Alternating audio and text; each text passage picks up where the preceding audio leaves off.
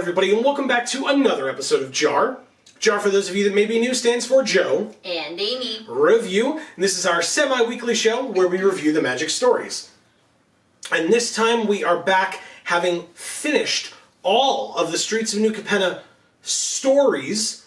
We are continuing with what we think should be a Streets of New Capenna story in the Planeswalkers Guide to Streets of New Capenna by Miguel Lopez, which, let me just say, is written like a story. But it is technically under the feature tab.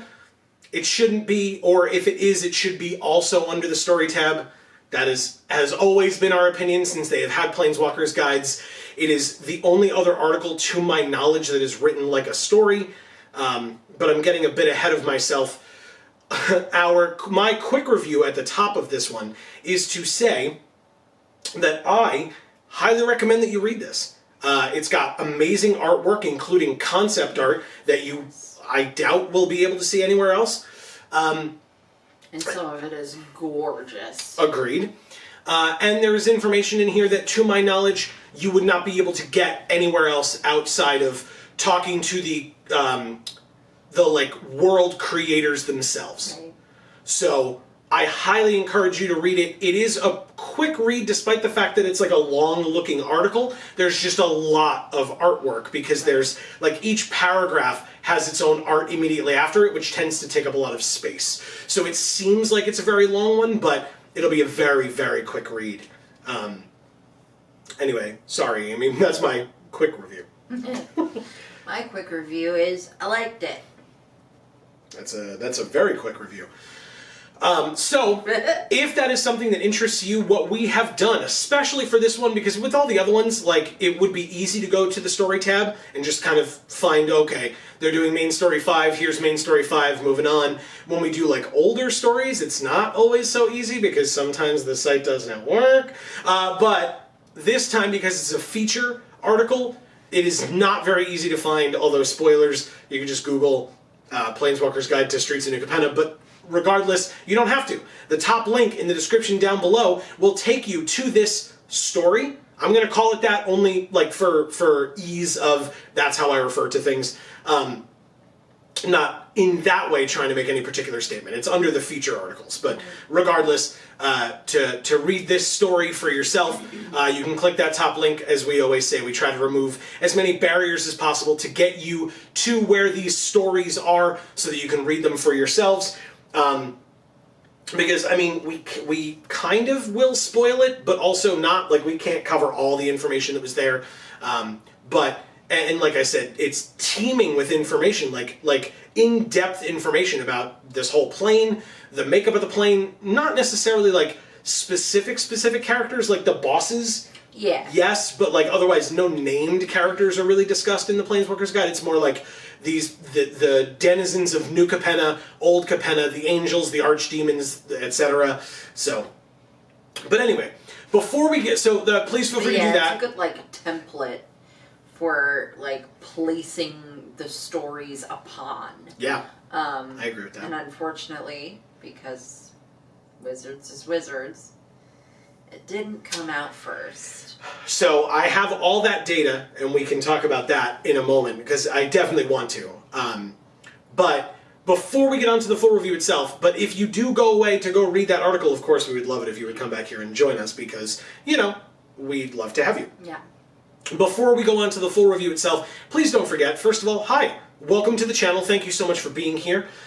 Please don't forget, while you are here, to make sure that you are subscribed and you have that bell rung so that you will get notifications whenever any of our videos come out, including more JaARs over the coming weeks. We have at least 2 more JaARs that we know of to do, and then we do have some product openings that we have not gotten a chance to do, so we will have those coming out as well.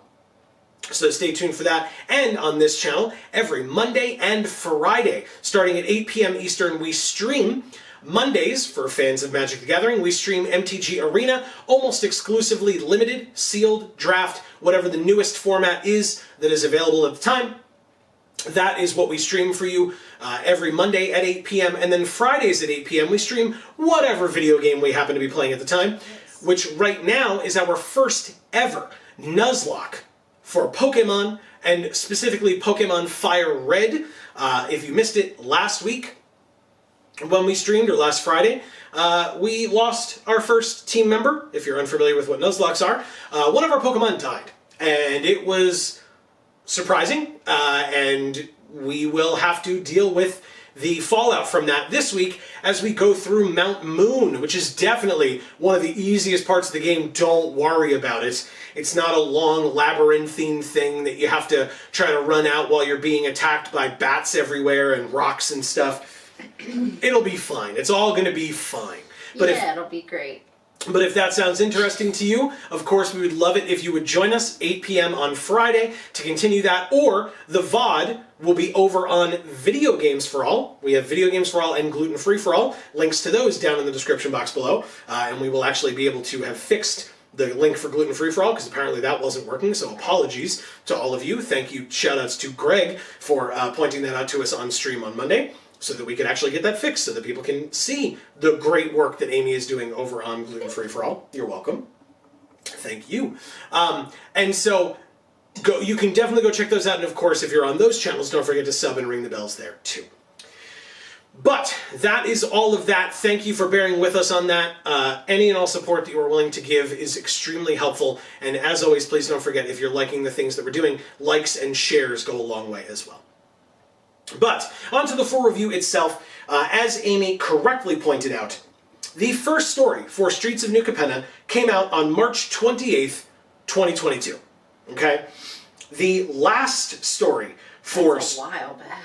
Yeah. Yeah, because the way that they did it, we still did 2 videos a week almost. Yeah. Right? There were a couple of times where it didn't work out. Sorry, we're busy people, but thank you. Nobody was like, where's the video? Which we really appreciate. Yes, we tried our best. But we did, I mean, definitely over 1 video a week by far. But yeah, we tried to do 2 videos a week. It wasn't always perfect. But the first story for Streets of New Capenna was released on March 28th. The last story for Streets of New Capenna was released on April 5th. That means that 10 stories came out in 9 days. Okay? 10 stories in 9 days. Which is stupid. Very stupid. We have said that from the beginning. It is idiotic. You do not give your stories the time that they deserve. You don't give the authors the time that they deserve to have their work read, analyzed, and appreciated in any capacity. Because I guess the thread on the awful Magic TCG Reddit is where they want all of their fans to go, or the like quick response tweets that current and or former Vorthos creators want to throw out there, and that's the only way that you want your stories analyzed. It's sad. It's very sad. Yeah. And we've been saying it for a long time, yeah. And it's a flaw with the marketing, in my opinion. Big time. It just they need to hire somebody who knows what they're doing. I don't know what else to say at this point. As with anything that we discuss, anything at all, especially this, but anything at all, if you have differing opinions, the same opinions, we want to hear from you. That is what the comments down below are for. Please let us know. If you're like, look guys, I don't get it. You're so wrong. I understand why they did it. It makes perfect sense to me. Here's why. We would love to hear from you. We're not here saying this is the end all be all. This is Joe and Amy review, not Joe and Amy tell you the truth about everything no matter what, right? Not take our word for it. Exactly. We're giving you our opinions, our feelings on things. And if we want to know yours too. Exactly. Because we're 2 people, we somewhat think alike in that, you know, we like each other. We've spent many years together. Sure. Well, I guess what I mean is like we are compatible.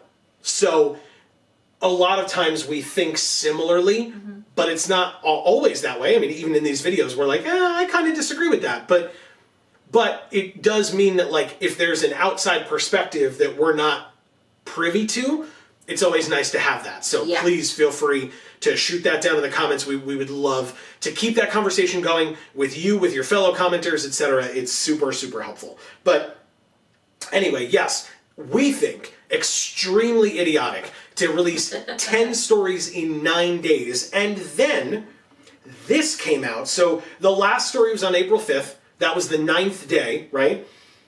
Then this doesn't come out until April 28th. which is 23 days after the last story. So you have 10 stories coming out in 9 days, and then we have to wait 23 more days before you release the Planeswalkers guide that, as we have said many times before, and maybe this time it was a little bit less so than it has been in the past, but not drastically, the Planeswalkers guide helps infinitely to understanding the stories that you've put out 23 days prior in a 9-day period. Right. Like I said, the Planeswalkers guide is a nice template to place the stories upon, to give yourself the context that you need to enjoy the stories to their highest potential. And you don't get to do that because the Planeswalkers guide never comes out in a timely manner or a manner that makes sense. Right. And again, especially because, like, look, throwing out the window entirely that we think it is completely idiotic to release 10 stories in 9 days. If that is your rationale going in, right, removing the fact that we think it's dumb, if that is your decision as a company, then why would you then wait 23 more days to then tell more people about information about your new plane? Right. Now, my guess as to why is because the pre-release for Streets of New Capenna was on April 22nd. And this released on April 28th. So now that means that if the pre-release was the 22nd, started on the 22nd, that means that release was the 29th, 7 days later. So this was released the day before the release of the main set. You could go out, buy the product, etc. So apparently, and again, no inside information, and Amy is the business person between the two of us, but I will still say, my feeling on it is, do you think this is what's going to sell your product? You released it the day before the release of your product. Right. So was that to drum up interest in the set? Maybe they think that everybody's attention span is just so short that they're like, well, we have to cram it into 9 days because that's the window of time that somebody's actually going to care. Right. And then after that, they're not going to care again until the set actually releases. I guess my question is, if you had released this Planeswalkers guide on March 27th, which is the day before episode 1 of the Streets of New Capenna story was released, if you had done that, what does this take away from anything if you do that? I can see the argument that they would think that people would read the Planeswalkers guide and then feel that they have enough information now on the plane, and as a result then feel that reading the stories is irrelevant. What I have to say to that is that anyone who cares enough to go to your website and jump through the hoops it takes to find the frickin' stories you put there, care enough to read the stories regardless of whether or not they've already read the Planeswalkers guide. But having already read the Planeswalkers guide helps them understand the stories. It gives better context because the stories discuss the plane as if you already understand it. Right. They just do. Because it's not up to the authors in those moments to explain the plane to you. It's up to those authors in those moments to build the characters in those stories and tell the stories that they're trying to tell, and hitting the proper beats and getting to the points that they need to get to. Right. And I'm sure the authors are sitting there going, well, I can skip that stuff, that logistic stuff. I don't have to sit here and like epilogue to everybody in the middle of my story because it'll be in the Planeswalkers guide. Well, sure, it will be. It's just that they're not going to have that information going in. Right. So the experience that you have when reading the stories is different. the way that you're interpreting what you are reading is different than how you would have if you had had that information going in. And that is going to affect how much people understand the plane, how much people like the plane, how much people identify with the plane, and how much people care about the plane. I was going to say, are interested in it. Yeah. So if your aim is to try to cram it into a short period of time so that people will care, that's stupid. People will care if you do it right and show them why they ought to care. Yep. And in turn, show them that you care. Now, I don't want to be... I try my best to not be a hypocrite or sound like a hypocrite. So if I feel like I've gotten to that point, first of all, if you feel like I've done that, call me out on it, please. But also, if I feel like I've gotten to that point, I try to call myself out. So, for example, these stories were released March 28th to April 5th, 9 days, blah, blah, blah. And the set didn't come out until April 22nd for pre-release. What the main stories did in those 9 days was something that we had asked for way back, like years ago, 5 years ago or so. They actually, and they'd done it back then a bit as well, but they had gotten away from that for a while. The stories were previewing cards.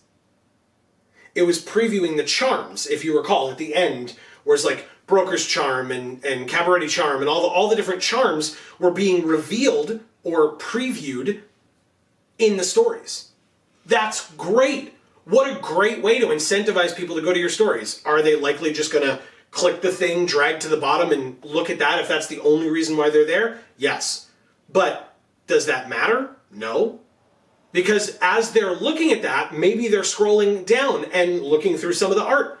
And then they're stopping and they're like, oh, what's the context for this art? And then they actually care to look through it. Like Amy said, if they're going to be the people that are interested in that, that's a great way to get them in the door so that they know that this is, hey, it's what it used to be was, and again, I'm not sitting here, old man Joe, it should go back to every Wednesday like it always was. I get that that's not where we are anymore, and that's not what I'm advocating for.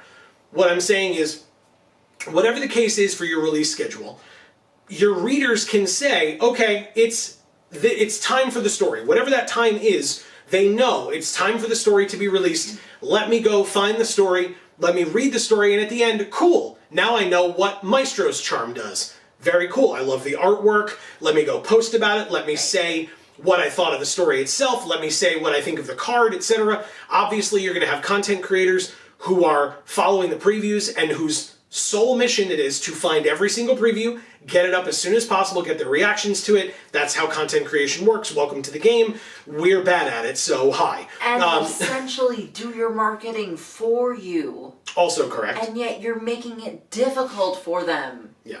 So sorry. No. It needs to be said, right? So that is why we get very frustrated with this as a concept. Now, let's get into the actual text, because we haven't technically done that yet. Let's get into the actual text and talk about some of the things that are actually talked about. Right. As long as I'm not cutting you off. Sure. Okay. So, one of the first things that they talk about is, it says, New Capenna is a city for the young and the hungry, which I thought was very true to life, because, you know, if it's really for the young and the hungry, who runs the city again?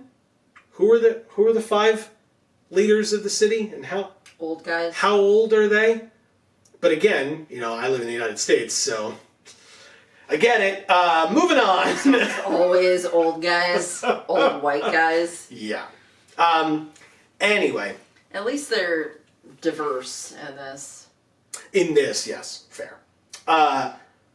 Okay, then they talk about, they're mentioning the plane and how the New Capenna itself as a city is a city built on stilts, essentially, right? It's like jutted up out of the ground and then built out from there. And the people who live in New Capenna, we'll talk more about that in a minute, but the people that live in New Capenna basically say that the city of New Capenna is the plane of Capenna.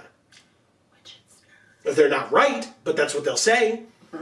But it does mean that there are likely pockets of civilization scattered throughout the rest of the plane who survived the time of the Phyrexians, if you will, and did not get to New Capenna rising from the plane and from the ground and building out and etc. Although again, we do hear about folks who sometimes wander out of the wastes and what that looks like, and we'll get to that too. But I was just about to say, I'm sure a lot of those civilizations are extremely under-resourced because they aren't in the city and therefore are considered to be either non-existent or something that isn't worth caring about. Yep. Yeah, and so we will, like I said, we'll hear about that. But I think that that's really cool design space. I worry a little because it reminds me very much of what they did with Amonkhet to a degree. It's like slightly different. So Amonkhet there's this city under the Heckma, right? And then when Bolas shows up, the Heckma goes down, all the Lazotep zombies pour in, and the people are scattered and or obviously murdered and join the zombies. But for those that lived, we know that Samut and Hazaret work with that group of people to go wander the desert to try to find a way to make new life for themselves. So if we were to come back to Streets of New Capenna and end up meeting up with these denizens, right, who are on the ground of the plane itself and are not in the city proper, how can they make it different than Hazaret and Samut going through the desert in Amonkhet? That's not for me to say, but it's something that I saw the comparison, so I wanted to draw the comparison. That's it. Interesting. But, as I was trying to allude to, and I apologize that I got distracted, I think it's interesting design space. Because when you go back to Innistrad, you know what you're getting. Right? Yeah. We're going to go back to Innistrad and the humans are having a bad time. What a goddamn surprise. Right. That's not a knock on Innistrad, but what I'm saying is the design space on Innistrad, while phenomenal, you somewhat know what you're getting. Right. There's a box you kind of have to stick to. Right. We've been there 3 times now, 3+, depending on how you want to look at blocks versus whatever. But we've been there 3 times now, and the formula is arguably similar, although innovative nonetheless, right? Again, I'm not trying to knock Innistrad, but with New Capenna, you don't have to come back and let's immediately check in on the demon families. How are all the 5 families doing with the same 4 leaders and Angelo instead of Xander now? You don't need that necessarily. You can maybe check on the denizens on the plane's surface and see what their life is like instead. That's a totally different plane at that point, arguably, in terms of what you're seeing, what the card space could be, etc. So I like that a lot, and I think that leaving it so open-ended like that, so that if and when it's time to come back to New Capenna, you can have that freedom of that design space like that. Right. I think that's really cool. Yeah, and there's a lot of different ways they could go with that. Yes. With how do they want to design it? What are going to be the motivations of these people? Which obviously drastically impacts the way it looks and the way the characters act. And then, there's just the actual physical differences in the landscape, basically. Yeah.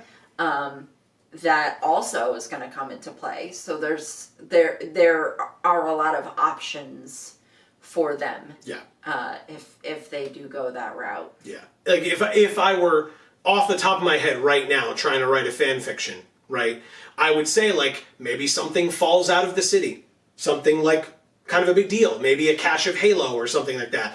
These people don't need the Halo, although it does have those magical properties, whatever. But if they have that, they have what amounts to like a large amount of currency up in the main city. So like, do they go up and try to like take over a portion, or how does that like, what does that mean for those people down at the bottom? I assumed it would mean something along the lines of, okay, now we take this and we use it for its healing properties. You know, because I picture them as just being people who live off the land. Agreed. And are just, again, under-resourced. Yes. Yet, probably much happier than the people who actually live in New Capenna. Sure. Yeah, that's perfectly fair. We then get to them talking about kind of the conflict that we learned about that was occurring in Old Capenna, aka the what I thought was angels versus Phyrexians. Not the case. Everyone versus Phyrexians, right? The people of New Capenna, at that point Old Capenna, were fighting the Phyrexians as well, and the angels actually came in to help, right? Not even necessarily fully make the save, but to help. It was kind of the demons who came in to make the save, but then did a shit job of it because they're terrible people, and that's just how it goes. But I'll let you finish what you're saying because I have a lot to say about that point. Good. No, that's great. All I was going to say is something that you pointed out to me that I had been aware of, but it didn't really click, was that when they talked about the Phyrexians, they called them invaders. They didn't use the word Phyrexians. Like, we know they're the Phyrexians because we've read the stories, and we know that that's what, you know, what we've seen in the artwork in the museum, where Xander didn't know they were called Phyrexians either, but Elspeth did. And so Elspeth was able to say, oh, well, those are the Phyrexians. So I wanted to, I don't know if you had more to say about that, or if you want to just go off on your other thing that you wanted to say. But so, what a big thing it is to not really fucking explain that in your stories. Because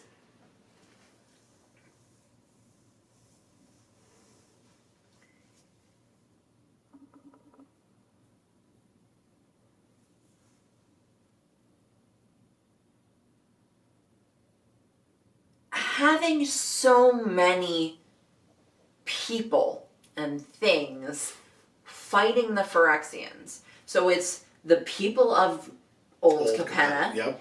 Then you have, as well, angels. They call them archangels, but angels go on. Then you have, as well, demons, all trying to fight the Phyrexians. And your story is going toward the, oh my god, Phyrexians are the ultimate villains angle, without you having actually friggin' said that. Yeah. Yeah, I also noticed... Go on. It makes it... Oh my god, it's just so frustrating. It's so frustrating. Specifying that and making people aware of that is what's going to let them know how powerful they are.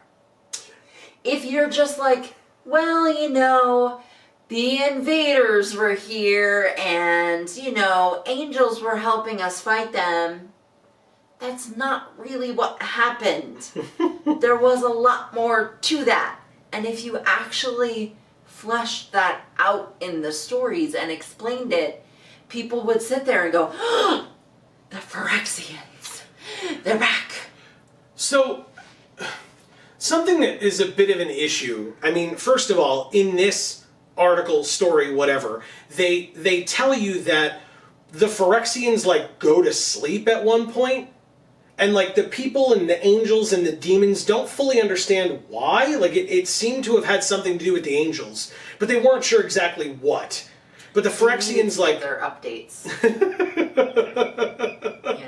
Yeah, and reset the router. Yeah, and Windows sometimes doesn't give you any notice; it just shuts you down.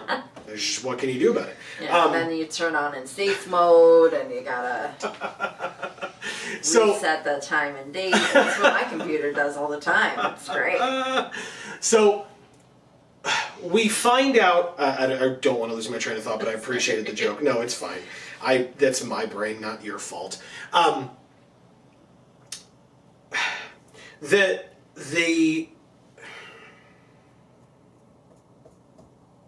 I can have it. I know I can. The Phyrexians are on the plane.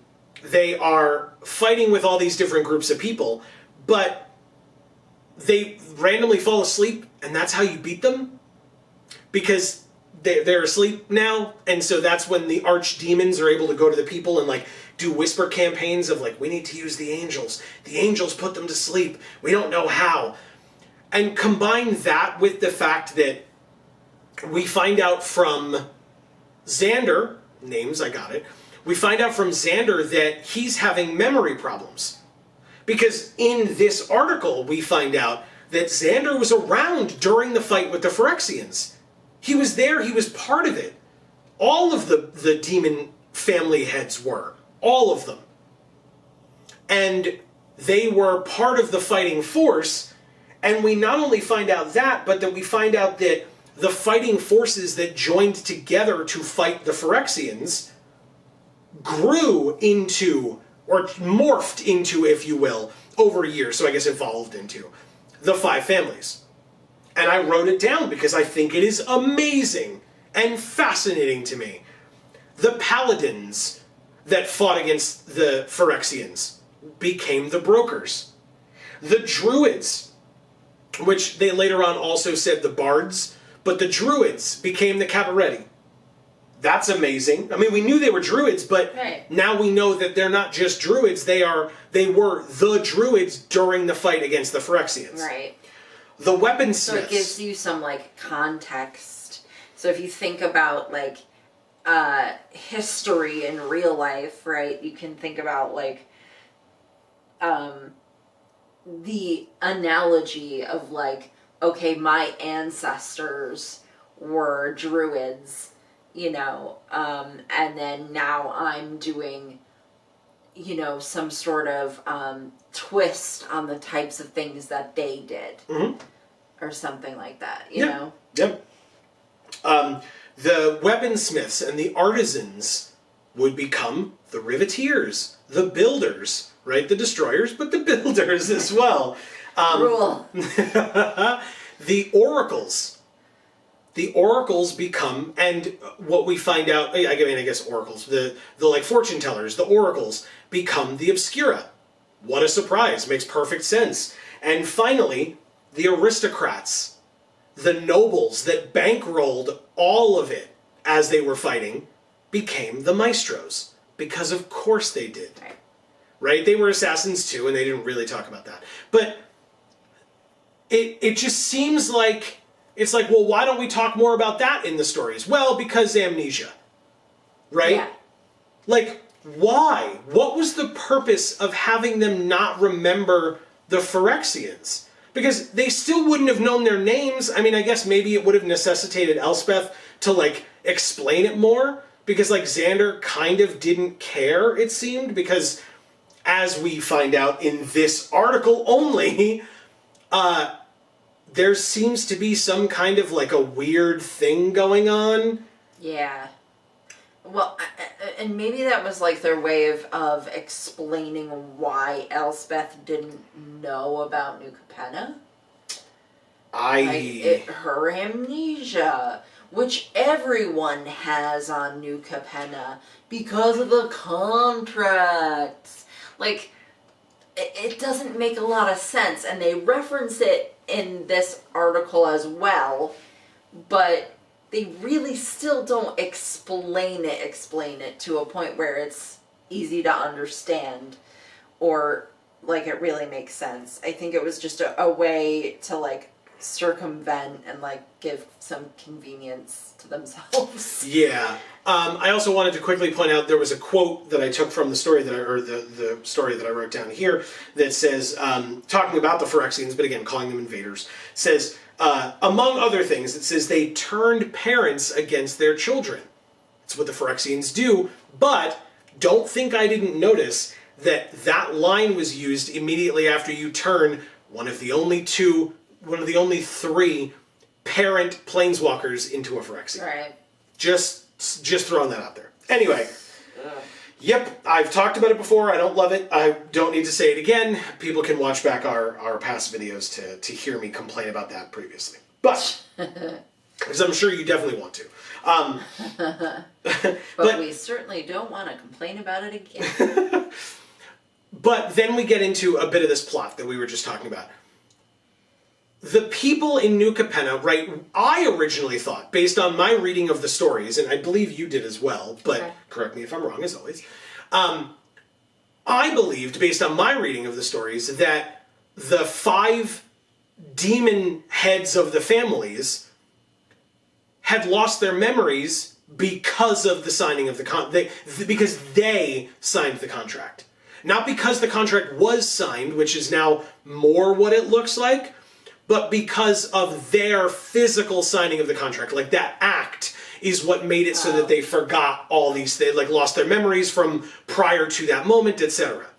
What this article seems to imply is that, and I thought the catalyzing event based on this article was when Halo began kind of permeating the air around the city as well. But that was around the time of the contract as well, so it may be causation, it may be, whatever, correlation.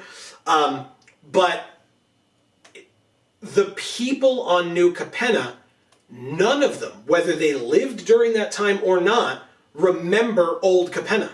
Right.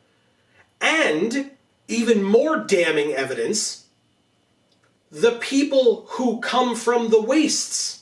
After New Capenna is formed, people come from the wastes and get on the elevators that are down at the bottom to take them into the city, and it seems, based on my reading of the article, that very shortly after they have been in New Capenna for, like I said, a short period of time, they begin to forget about old Capenna, or the main land of the plane. Right.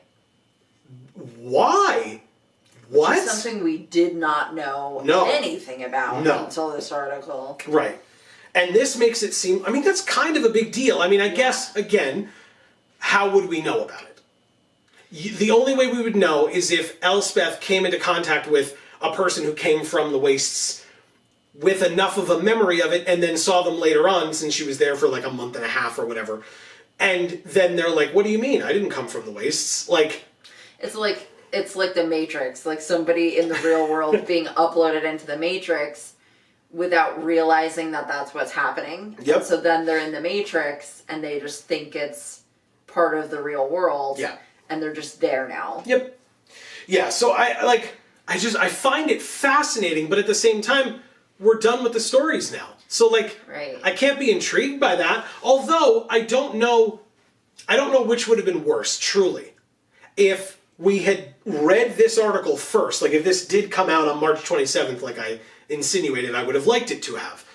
And we read this and it was like, ooh, I want to find out why all these people are losing their memories. And then the story completely no-sells it, right?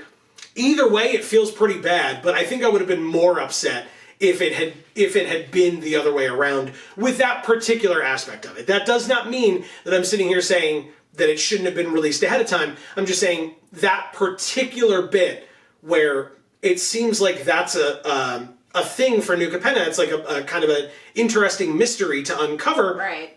If you're not going to cover it here, that makes sense that you would kind of hold off on it. As long as you know, there's no way they have knowledge that far out at this point, but that if they know that when we come back to New Capenna at some point, that they're going to cover this, like, amnesia or memory wiping or whatever you want to call it. Or they never will, because maybe it's just a social commentary thing. Like that people don't learn from the past or whatever? So, or like want to get rid of the past and not care about it? New Capenna is like one of the first, like, really modern feeling planes. Yeah, I mean, maybe One of the few. Yeah, like maybe Kaladesh, but otherwise, yeah. Yeah, Kaladesh, and I don't know, probably New Phyrexia. Well, I was gonna say now Kamigawa Neon Dynasty as Yeah. opposed to original So, like, Kamigawa, but yeah. But there's a short list, right, of these sort of modern-esque sets, and I feel like those other ones as well probably had lots of references that they made to the real world nowadays that, you know, it was basically being like, you know, here's this crappy thing and we're pointing it out. So if this is a social commentary thing, I guess I get it. Like, once you're in that mindset of just like living a life where, you know, all that matters is alcohol. Yeah. And or drugs, whatever comparison they're trying to make with Halo. Money. Yeah. Corruption, etc. Corruption, riches, Yeah, whatever. Yeah. You know, like, when I say riches, I don't mean money at that point. I mean, like, the superfluous things, you know, all the luxuries Sure. that they like to have in New Capenna. Yeah. So, like, maybe it's just their way of being like, look, everybody, nowadays in the real world, you're being exploited.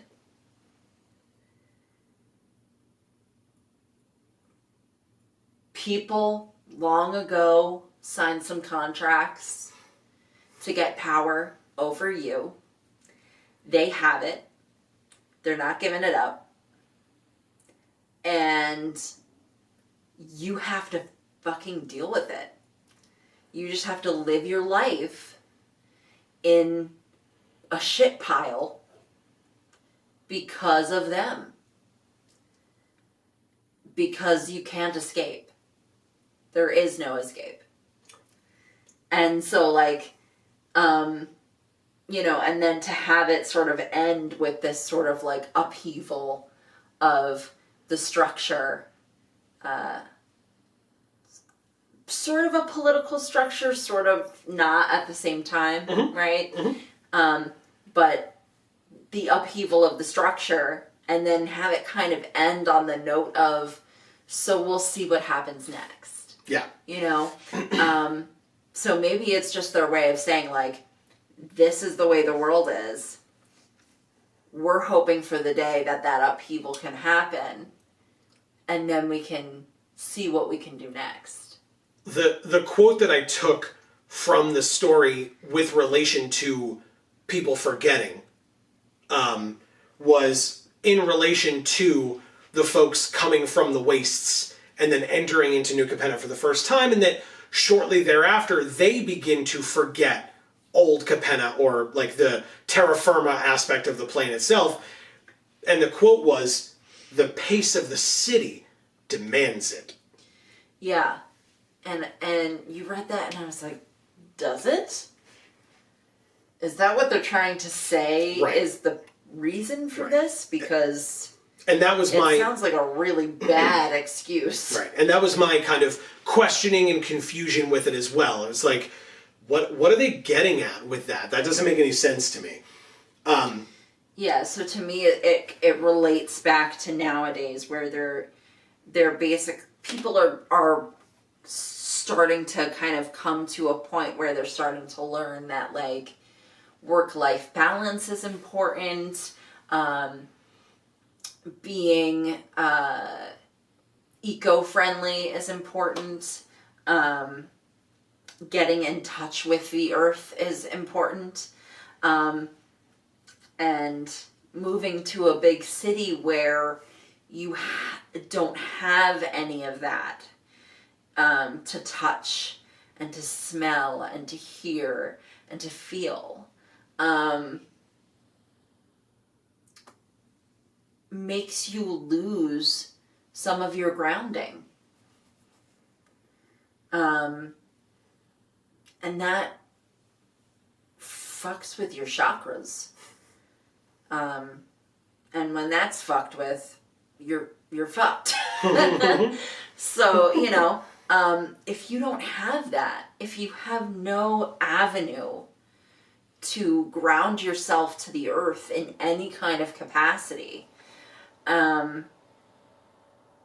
that's the mind state you're going to be living in. Yep. That scarcity mind state where it's never enough. You're never going to be happy. You're never going to have control over your own life. And you're never going to be able to be a healthy person. Because you're always going to be missing that component of who you are. And your connection with everyone else that exists. And everything else that exists. Yeah. And I mean, sort of along those lines, but not exactly. So like slightly changing the subject. But we also hear about about Halo and how Halo was created. We had kind of had inklings of it through the story, but it was never definitively said the way it was here. That basically the archdemons, through like whisper campaigns and propaganda to the people, to the denizens, convinced them, oh my goodness, did you hear? The angels, they sacrificed themselves to save old Capenna, to save us. And we're okay now. Right. Look, they've given us this amazing stuff. The people that are in the know that to get this amazing stuff, you have to capture these angels and slowly and methodically transform them into Halo. You're like grinding up angels to create drugs. Yeah. It's angel dust. Yeah. Did you make that joke previously? No. Okay. I did not. I mean, I say joke, it's kind of disgusting to me, but... Very. But yeah, it's like they're just they ground up all the angels into dust. Sure did. And most of the people believe that it was a gift from the angels and not forcibly taken from the angels, like their lives were. Right. Just like they believe that their lives weren't forcibly taken because they have forgotten. Yep. Yeah. About that. Good point. I thought it was to move into some lighter territory, because that's messed up, right? Yeah. Messed up stuff. Then we get into the classic like portions of these Planeswalkers guides where they basically take like any of the corresponding factions or races or etc. and just kind of break them down and let you know what's going on. So for here, they did that with the 5 families, and they're like, okay, so first it was the locations. So let's talk about the Chaldea, let's talk about the Metzio, let's talk about Park Heights, right? The 3 layers of New Capenna and what they are. And let's talk about, with these 3 layers, let's talk about which of the 5 families are centrally located in there. Because basically, the Riveteers have the Chaldea. Very rarely does anybody else go down there. And then the Metzio and Park Heights are everybody else. Is really what it is, right? Park Heights is kind of just the brokers, but it's also not, because the museum's also there, so it's also the maestros, and like the Obscura are there because a lot of dealings go on there. So like, it was very silly, I thought, that it was like, oh yes, the Metzio is these 3 families, the Riveteers are down here, and the brokers are up here. But then when you actually read about the individual families, they're like, oh yeah, they're in the Metzio, but they're also in Park Heights. And they too are in the Metzio, but they're also in Park Heights. Apparently we're going to have car alarm going off, but regardless, we're going to push through, sorry. I don't want to tell you what time it is while we're filming this, but the fact that there's a car alarm going off. If it didn't happen literally every other day, it stopped. I think I would faint. Yeah, it's 3 o'clock in the morning. So the fact that there's a car alarm going off, and like Amy said, it is not an infrequent occurrence. But anyway, that's neither here nor there. Leave your thoughts in the comments down below. one thing that I wanted to talk about was Park Heights got its name from the centrally located park of Ferrara Park. That may not mean much to most, but we live in New York, and we're aware that New Capenna is themed after 1920s New York, right? 20s, 30s, or so, but New York City. And I know, because I've been there many times, I don't recall if you've been there, but you can let me know. In the city, in New York City, in Little Italy, there is the most famous bakery in Little Italy in New York City is called Ferrara's. It's I don't know if that was on purpose by the creators, but if it wasn't, congrats, you did it. But if it was, okay. But if it was great. That was really good. I noticed that. I appreciated it. My father used to work in Little Italy when he was younger. So again, we have connections to New Capenna. Please don't say that. We do not have connections. To Little Italy. No, to New Capenna, I said. We have connections to New Capenna. Sorry. We do not have connections like that. God, no. I don't need that kind of trouble, please. No. Not only that, but we would, no offense, but we would be living in a better place, but then having to deal with car alarms going off at 3 o'clock in the morning almost on a nightly basis. Anyway. Then it talks about the families and the different locations of where the families are and what their like bases of operation are, and this is where we get a lot of the concept arts. I couldn't think of the word, but thankfully I wrote it down. Thanks, past me. That Amy said correctly. Gorgeous concept arts that I hadn't seen anywhere else. If there were other places where we could have seen them, let us know where those were as well. But because maybe there's more that we didn't see that they only included some of in here. But regardless, if for no other reason for you to go check out this article, you got to look at those concept arts, because we're not going to include them here, but also I can't describe it to you. They're just amazing. I'll just say it's like towards the bottom of the article if that's the only thing that you're going there for, but you should read the article. It was good. We learn about Zayatorra's Draco Treasury, which is full of, like, they said that the Riveteers had the largest collection of Halo, which I didn't know. I was surprised by that. Because they don't seem like the type. Right. Right? Because you've got the richer ones. That's what they're banking on. I guess. Is that, they can be secretive about it and people won't be any, they'll be none the wiser. Right. Well, not only that, but we learned, I guess, if you're the maestros and you're holding it in the museum somewhere, somebody, theoretically, who is good enough, presumably an Obscura or something, could come in and steal that. Ain't nobody stealing from the Draco Treasury. It's literally full of toxic gases from the runoff from the mining operations or the building operations of the Riveteers, and they pipe it in on purpose. Yes, as a way of protecting the stash inside of the Draco Treasury. So cool. Disgusting. And awful. Brilliant. But very smart. That only Zayatorra and some of her closest advisors who are strong enough to last through it would even be able to enter that space.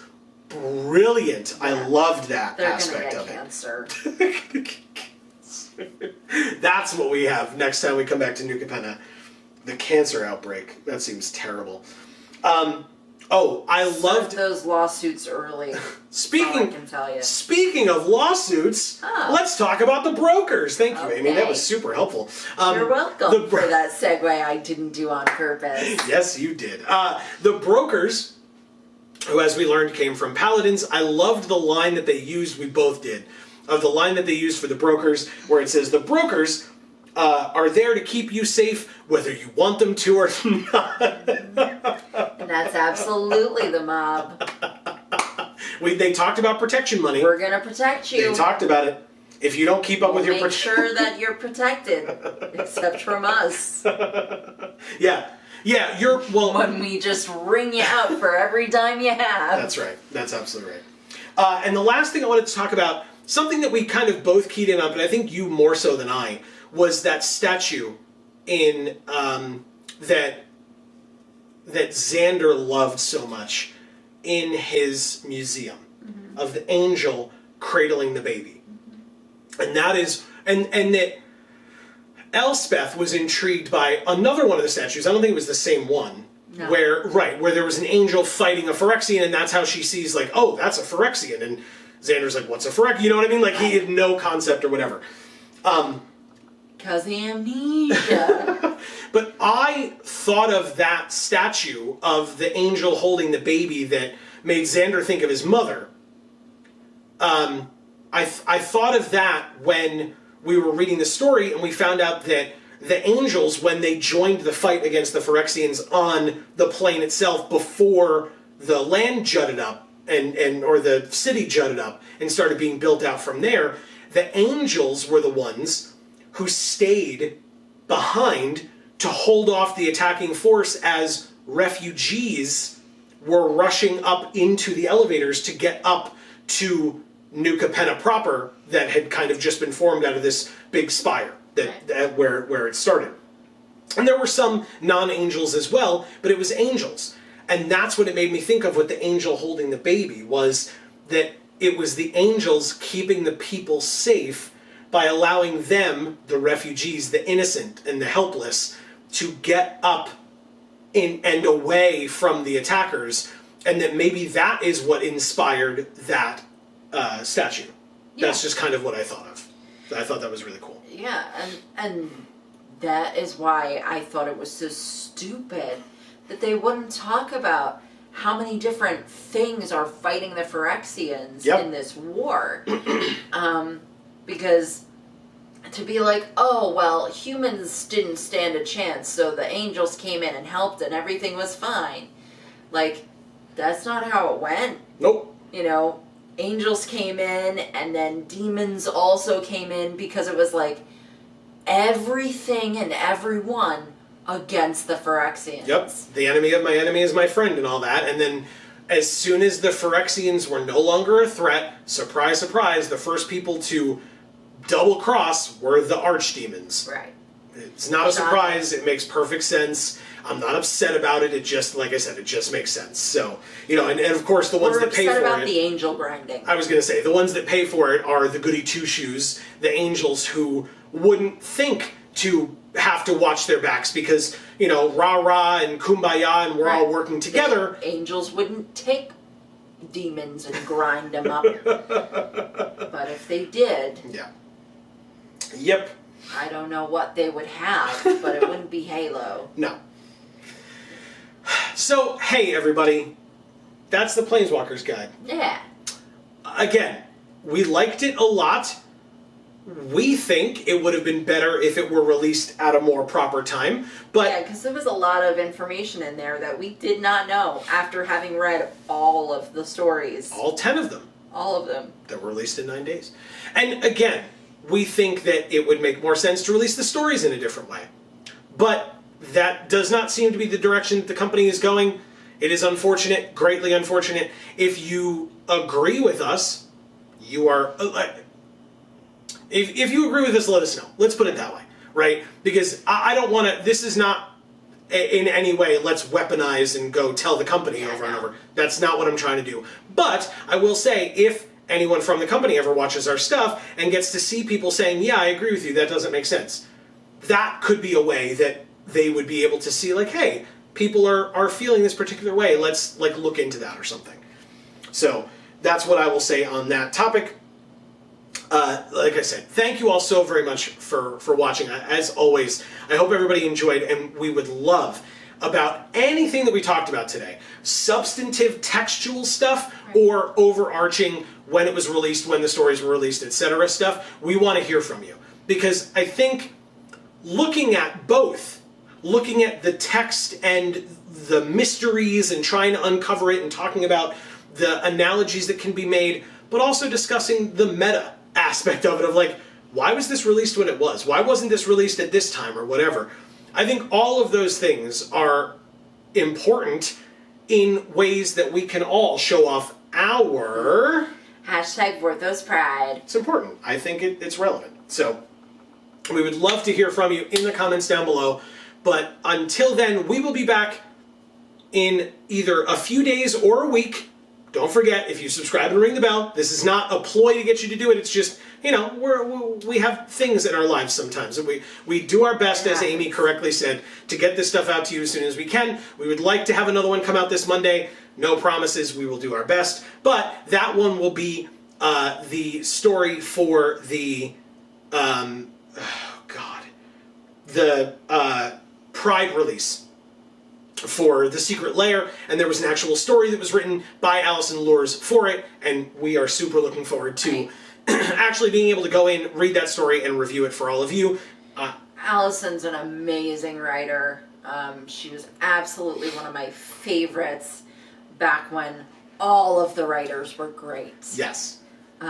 So I'm really looking forward to that one, big time. And she stayed one of my favorites even when all of the writers were Allison Lures. But right, when she was the only one left writing. Yeah, she did not phone it in, No, which I greatly appreciated. She did an amazing job. Yeah, agreed. So I'm looking forward to getting to that point and reading those as well. But and so stay tuned for that. That will be coming out as soon as we can get it to you. Like I said, either Monday or Thursday of next week.